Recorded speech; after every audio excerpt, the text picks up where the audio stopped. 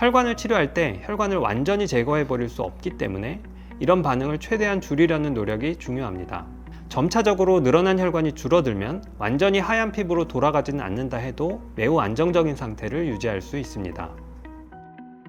안녕하세요, 닥터 벤자민입니다. 민감한 피부의 대장, 바로 주사 홍조 피부 타입입니다. 저는 민감한 피부와 홍조는 거의 동일한 상황으로 보고 있습니다.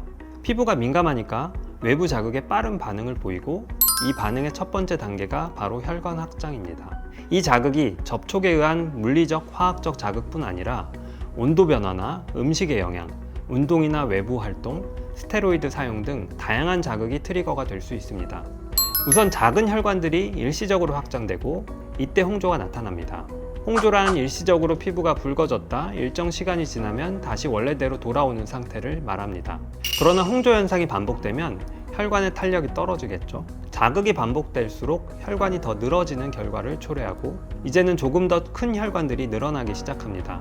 큰 혈관들은 원래대로 돌아오지 않기 때문에 혈관은 계속 늘어나 있게 되는데, 이때부터는 간헐적으로가 아니라 지속적으로 얼굴이 붉어집니다. 이런 상태를 지속 홍반이라고 부릅니다. 더 진행하면 이제는 완전히 늘어져 버린 혈관이 육안으로 관찰되는 상태가 되는데, 이를 모세혈관 확장증이라고 합니다.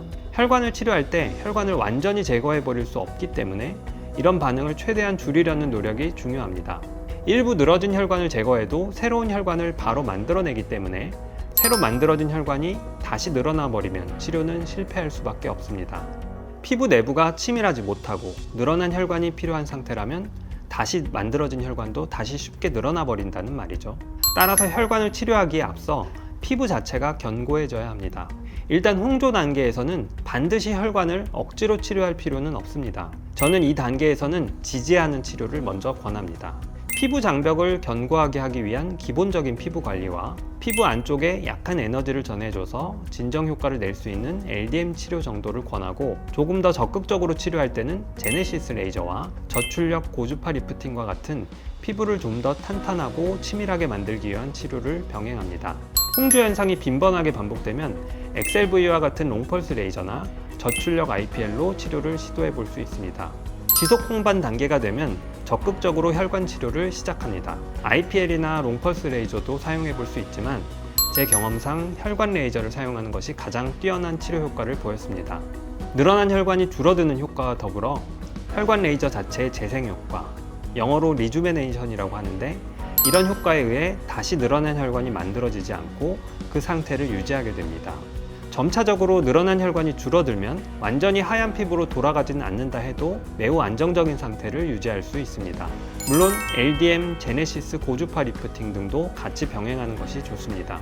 모세혈관 확장증에서는 혈관을 좀 더 강하게 제거하는 방법이 필요한데, 이때 너무 무리하게 되면 심한 멍이 들 수 있고, 피부의 회복이 되지 않은 상태에서 진행하면 다시 혈관이 늘어지는 현상이 반복될 수 있습니다.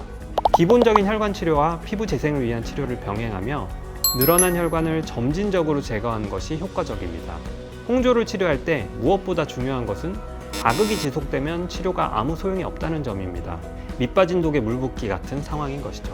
민감한 피부의 치료에서 첫째도 둘째도 중요한 것은 무조건 자극을 줄여주는 것입니다. 피부 입장에서 너무 큰 변화를 겪는 것이 좋지 않으니까 가급적 홈케어는 하지 않고 화장도 줄이고 술 마시는 횟수도 줄이는 등의 생활 습관 교정이 필요합니다. 치료할 때는 피부의 자극 여부를 수시로 체크하며 안전하게 진행해야 합니다. 이 모든 것이 다 조화롭게 이루어질 때 결국 치료도 성공할 수 있습니다.